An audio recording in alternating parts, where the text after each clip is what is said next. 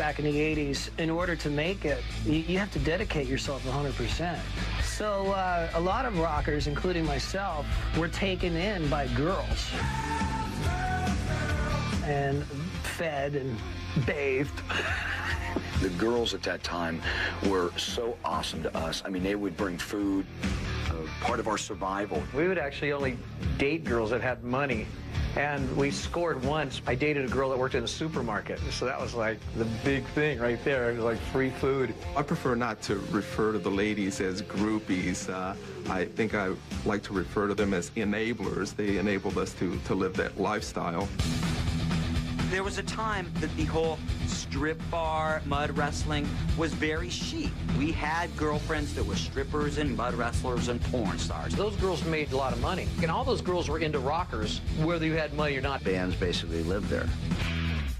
In Hollywood, there's a place called Tropicana, and it's a great kind of mud wrestling slash strip club slash beer drinking rock party establishment. Yeah, I used to love that place. It had great looking girls. Me and Steve Piercy were really good friends, and we'd go to the Tropicana a lot.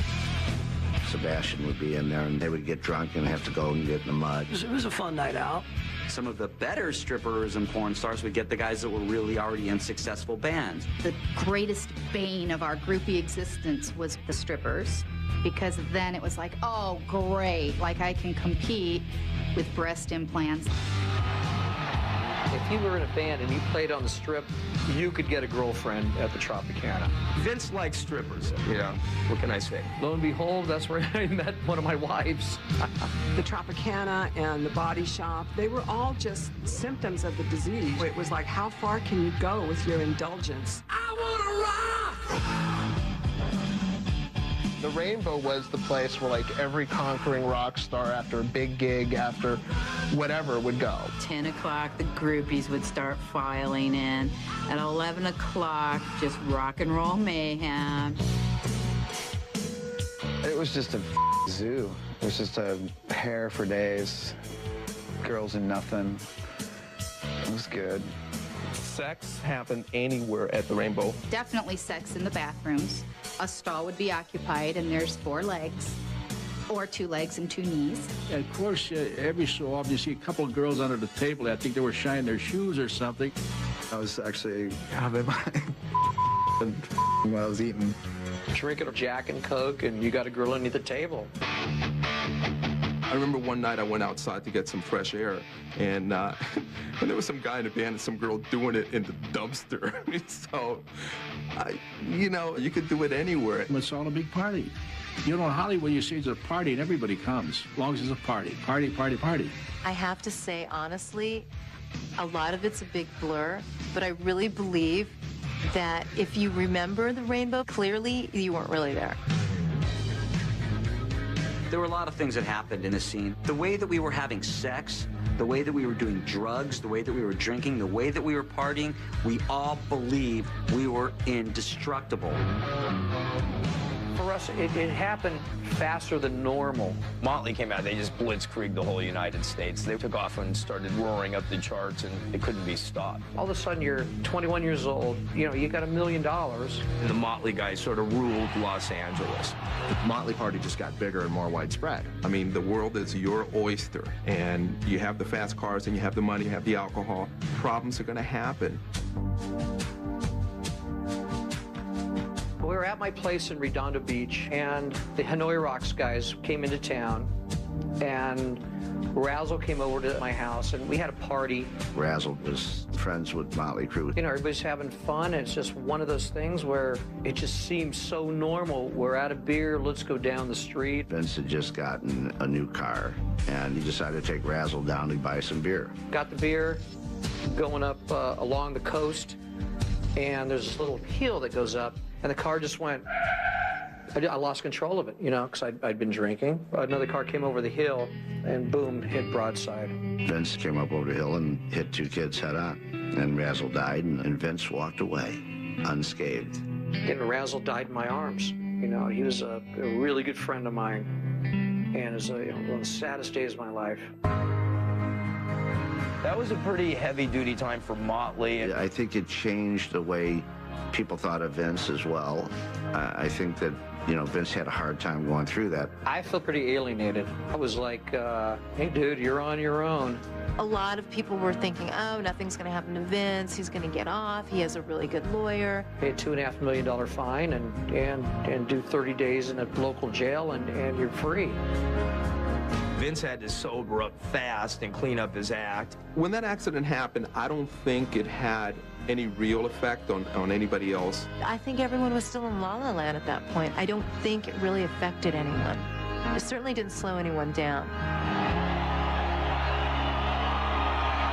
Coming up, the ultimate chrome polish. We just had 2 Jaguars lined up, so I just started rolling around on the cars and doing the splits and jumping from one car to the next. Next on When Metal Ruled the World.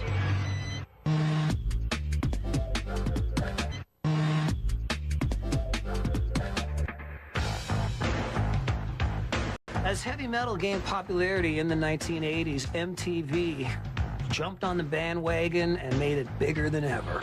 Bands started to record songs that crossed them into the mainstream. It was the glam thing. It was beautiful vocals on choruses and very poppy and very sing-alongy. MTV started to play some of the videos, and that was a great feeling because you got some exposure for it. And you had to have a video. I mean, if you didn't have a video, you weren't on the map. Hi, this is Warren DeMartini. I'm Stephen Piercy from Rat. You're watching MTV. The early metal videos, they all had like a certain cheese quality to them. Ooh, look at that girl's hair blowing. Oh, look at that guy with the lightning behind him. Oh my God, it's so heavy. That was basically the formula for, you know, fake smoke and then photograph it through like a glass mirror so it looks like you're somewhere else. When you broke on MTV and you became an MTV favorite, you were 24/7. You know, that kind of exposure that MTV gave was tremendous. The music was fun. The audience could relate to the musicians. And now you see guys walk around looking all tough with these like big hair and all this makeup. And the goofy clothes that we were wearing, they were now wearing. Kids' moms are buying it at Walmart for their kids for Christmas. Here's your Poison record. Because MTV was on 24 hours a day, you were pretty much guaranteed high rotation. And then sometimes you'd use certain video chicks.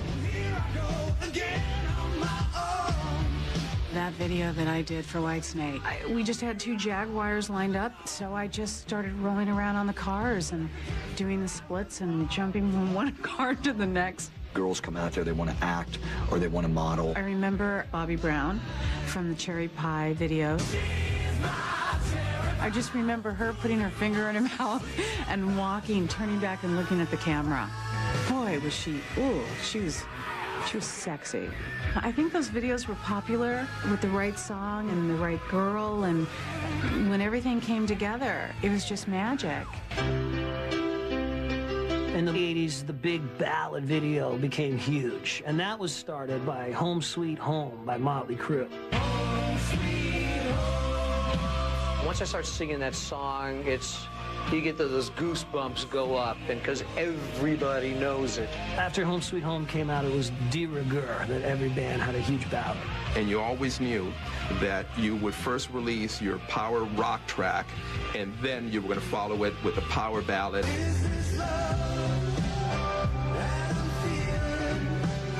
And it's going to be this huge production video, and there's going to be a pretty girl, and there's going to be the sad guy.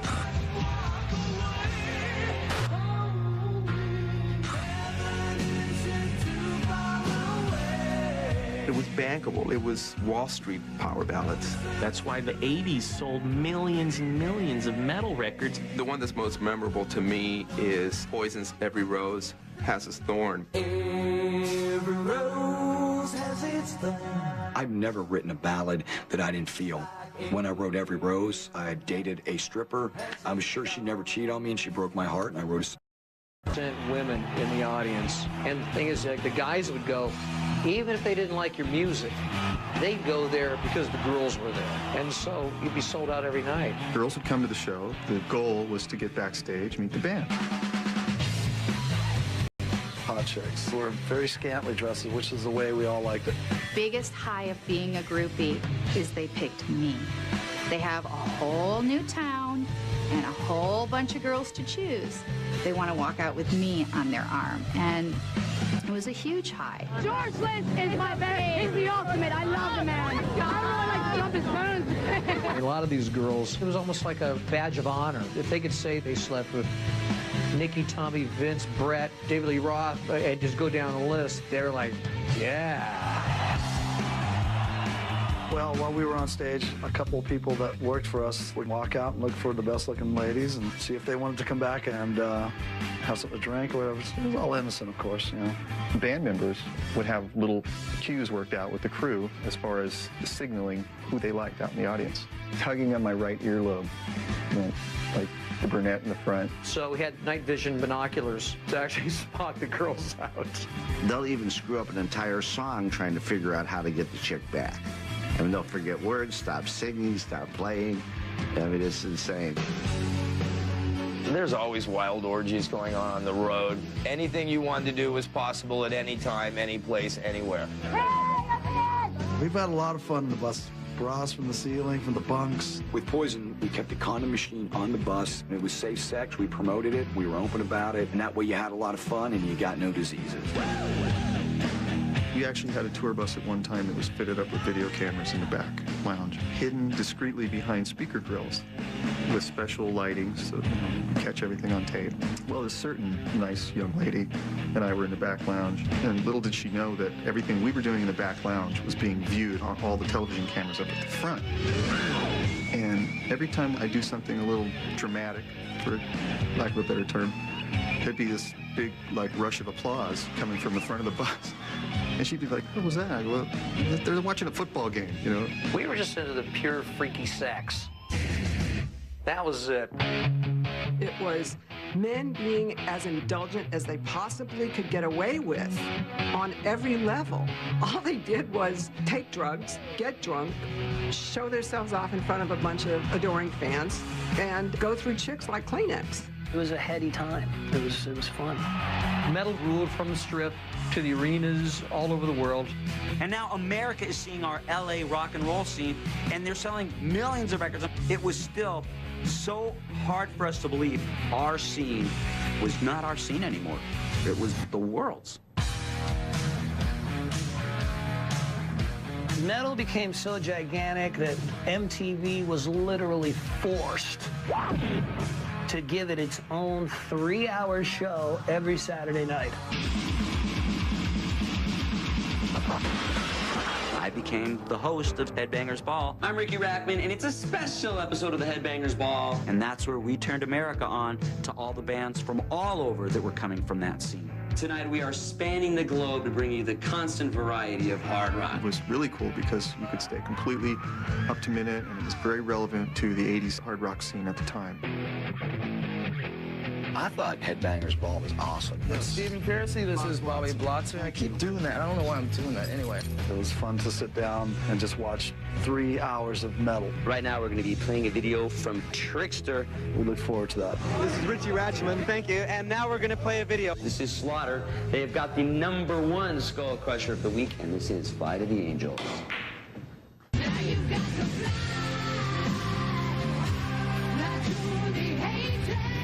The worst thing about MTV's involvement in the whole metal scene was they made it inoffensive. You completely got overexposed. It just got blown up by the record industry, who was looking for a formula. They'd figured out that if you get them a solid power ballad, you've got a home run. Record labels in the 80s adopted a cookie-cutter approach. The image became at least as equal, if not more important than the sound. And that happened to a lot of bands. For the whole genre, it was time to move on because everything had gotten so overindulgent, and we lost sight, I think, of what really rock and roll was all about. Coming up, the party spins out of control. I was actually one of the first people that got the phone call. Oh, Nicky's in the hospital and he died. And I'm like, what? And later, grunge moves in and metal moves out. I thought, oh, shoot, I gotta go buy a flannel shirt and stop using Aquanet. Next on When Metal Ruled the World. For more photos and outtakes from When Metal Ruled the World, log on to VH1.com.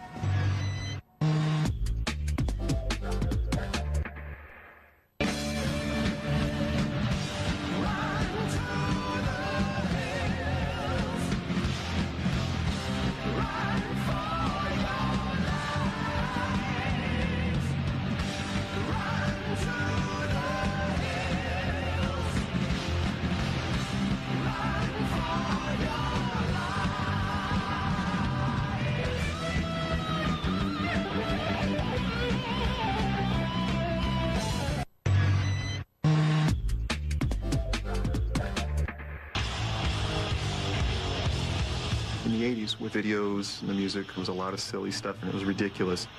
All became about the image and the posing. Somewhere along the mix, everybody kind of forgot what they were about, and it got worse and cheesier and cheesier. And there was no substance to the music anymore. When metal started dominating the planet Earth, it became perfect fodder for the Hollywood grist mill, first evidenced by the movie This Is Spinal Tap.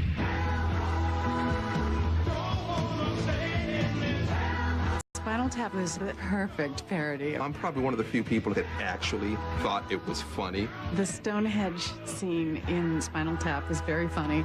Beneath the haunted moon. Here comes Stonehenge out of the ceiling. Here comes this big, oh my gosh, it's only 2 feet big.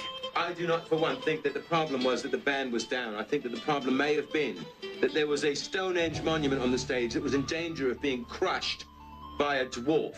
Still so hilarious. No, it's not an exit. I mean, every time I get ready for a show, I walk down the hallway. Go right straight through this door here. And I go, hello, Cleveland! Hello, Cleveland! You know. You must have made it wrong time. Where's the stage? We gotta go another way. I remember going to see that with Herman Raybell from Drummer of the Scorpions, who took it personally. He was like getting upset about it. There were some bands that just couldn't handle that. They wanted to be taken more seriously than what they really were. What happened, I think, was the Spinal Tap let us stop and think and take a look at how really ridiculous the whole situation was. And then I think things started to switch. Gears started to change. I think that was like the point where people said, enough of this. We need something new. And then in 1987, a new band hit the scene. Out of nowhere comes this little band, Guns N' Roses. When Guns N' Roses hit the scene, all bets were off. And Guns N' Roses had this unique image. Axl had his hair straight down, had the bandana going. Guns N' Roses were a little bit more stripped down. There's sort of a, I don't give a look going on. Guns N' Roses, girls either wanted to them or guys wanted to be like them. Guns N' Roses was all about, I'm going to grab you by the hair and I'm going to knock your teeth down your throat.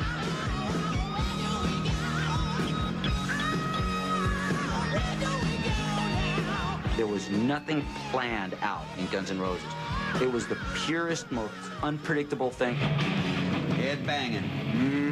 MTV smash right here. Guns N' Roses with me right now. I'm going to give you 30 seconds to redecorate this room on your mark.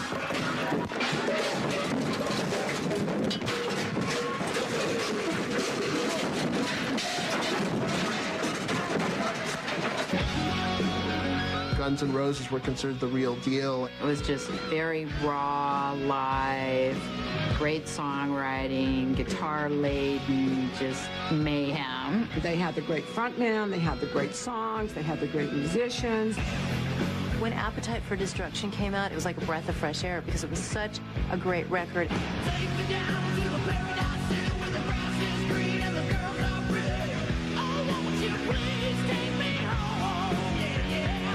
Appetite for Destruction had so many hits on it, and it was like they were unstoppable. It was the best thing that happened to rock in California and nationwide and then worldwide from that point on.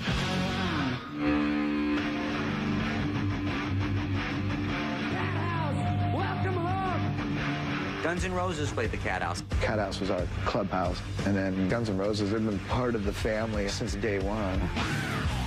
The Cat House was a very reckless place. It was like the boys' brothel dream come true. Every excess you could possibly think of was not only available, but encouraged and accepted. Guns N' Roses was definitely a hard partying band, and anything could happen when you were around them.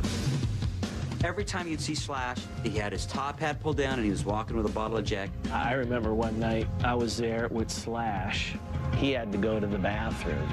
And Slash turns to me and goes, dude, stand here. I gotta take a leak. And he unzipped his pants and he peed in the garbage can. Nobody said, hey, there's Slash's penis. No one said anything. The metal scene, it had its pattern. These guys worked really hard. They got record deals. They got really famous. They got lots of money. And a lot of them got drug habits. and craziness came, and the excessive living happened. You feel like rules don't apply to you. And it got a little out of control. Bands have always been competitive with each other. There were rivalries. Some of us got along better than others. There were fights back and forth. Probably one of the most famous type feuds of rock and roll was my feud with Axl. It was a feud that had been going on for the longest time. I was married, and my wife, we went to a club, and Izzy tried to pick up on her, and he was drunk, and he kicked her. And she told me what happened. And I said, the next time I see that guy, I'm going to kill him. Well, the next time I saw him was at the MTV Awards. I was at the MTV Video Awards in 1989. After the show was over, I walked backstage, and there was this huge scene going on. I went up to Izzy. Said, next you touch my wife again, I'll kill you. And he's all, you, and I knocked him out. Axl was not happy with this, so Axl stood up for Izzy. I'm gonna kick your ass, Vince, if I ever see you. And Vince going, you call it, anywhere you want it, I'll do it. I can remember Vince Neil challenging Axl Rose to a fight on TV. Axl, if you're watching this, I want to challenge you to a fight. I'm going to give you the time, and I'm going to give you the place, and there's no backing out now, buddy. Some people lose track of reality. It's time to put up or shut up. I'm really tired of your mouth. And I think a lot of people are. And the fight never, ever happened, but it was a good feud for many years. You got to draw the line between real life and the fantasy world. People had to start realizing that they were destructible. Everybody used to get high together in our circles. It went from being just a lot of fun and a lot of really fun parties to getting really dark. There were sporadic ODs here and there.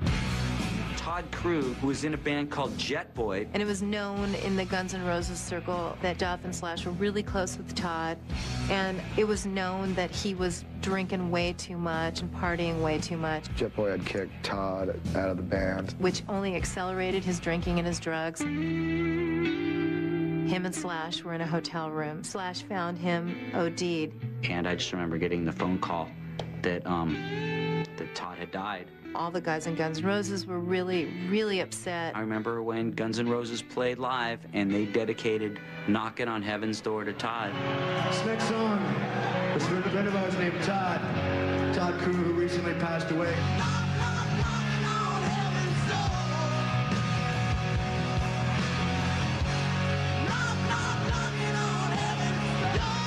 We always thought that we were all superheroes, and the fact is the drugs were stronger than us.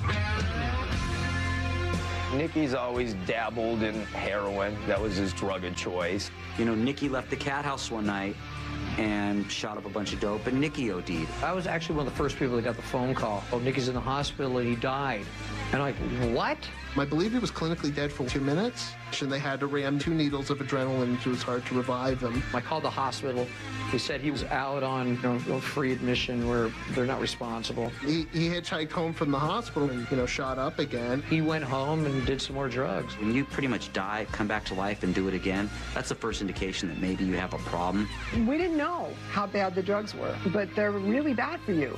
And we felt we could do anything, and it was going to last forever. It showed that we were not indestructible. Those things really marked in time that things were really changing, and bad things do happen. Next, metal's world comes crashing down. I think the mistake a lot of the bands made was that they would spend all their money. Unfortunately, the rug got pulled out from under us, and we pulled it out from under ourselves. Vince, he would buy cars, write a household check out for $25,000, and he wouldn't have 10 cents in the bank account. Next on When Metal Ruled the World.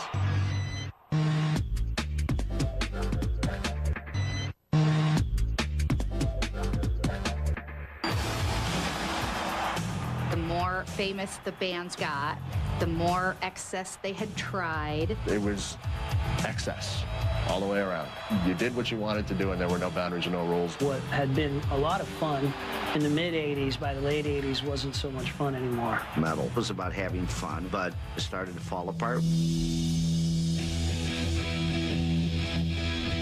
We had actually gotten way overindulgent, which happened at the end of the 80s, which I think killed the whole scene. I think the mistake a lot of the bands made was that they would spend all their money. I know this was the case with my band.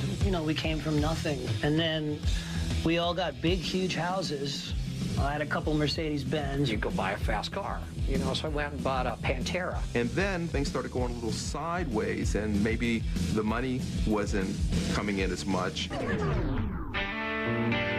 The bands aren't selling records anymore. They're going on the road. They can't pay for the tour bus. They can't pay for hotel rooms. Vince, you invite cars, you know, write a household check out for $25,000 for some Pantera or something, and he wouldn't have 10 cents in the bank account. We got to the point that when things were going really, really bad for the band, I sold my house and started renting. Started catching up with a lot of people. The career wasn't panning out the way you would hope and ended up being far shorter. That was part of our downfall. Unfortunately, the rug got pulled out from under us, and we pulled it out from under ourselves, ironically. Ooh, let me tell you what I want. Metal was all about groupies, excess, no political stance whatsoever. Just let's all have a real good time. And then the whole Seattle scene happened. And we started hearing this drony kind of depressing but very socially relevant kind of music coming out of Seattle. It was a big threat. It was a big threat to the metal kings here. I think that the turning point from metal ruling the world into grunge ruling the world was the song Smells Like Teen Spirit.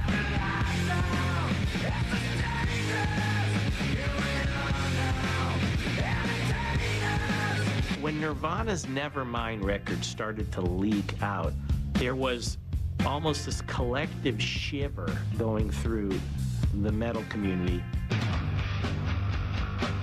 Metal was being blindsided by a shift in culture that was so enormous.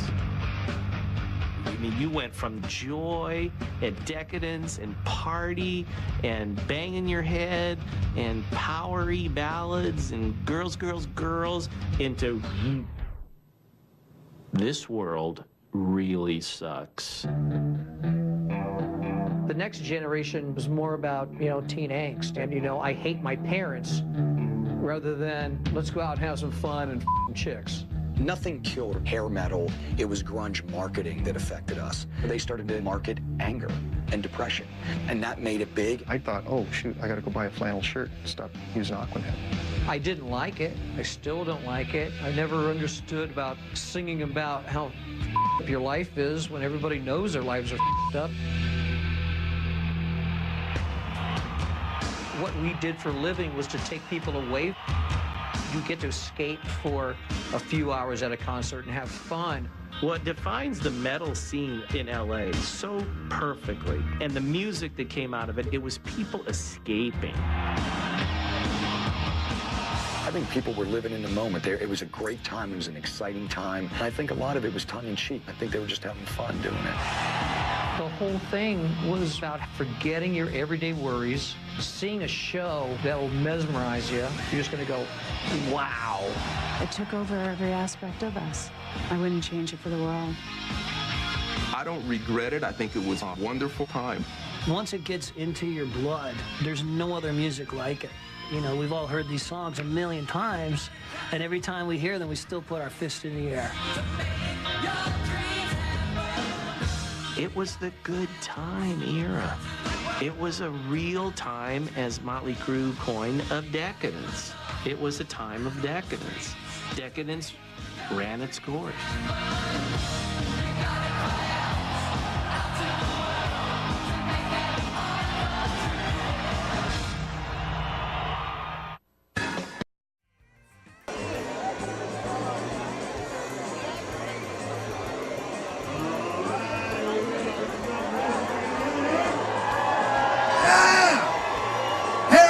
Show. It's been a beautiful day with you guys, and we haven't even gotten to Van Halen or AC/DC or Led Zeppelin, much less Guns N' Roses. By the way, tribute. This is a band by T.W. Brown. He's over there signing copies of these. This would be really awesome if you wanted to go over and get Barracuda to sign one. I give one of these out right now. Who wants? Who wants? Who wants? Look at that big hair right there. There you go. All right. Again, thank you to Bud Light, thank you to Whitmer, thank you to iHeartRadio, thank you to Canby Telecom. Hopefully you guys are all posting a bunch of pictures and videos. You're about to get a bunch of really good picture and video opportunities right here. Because it's time, Hair Best 6, it's time, do you hear me? It's time, let's hear it, for Appetite for Deception tribute to Guns N' Roses!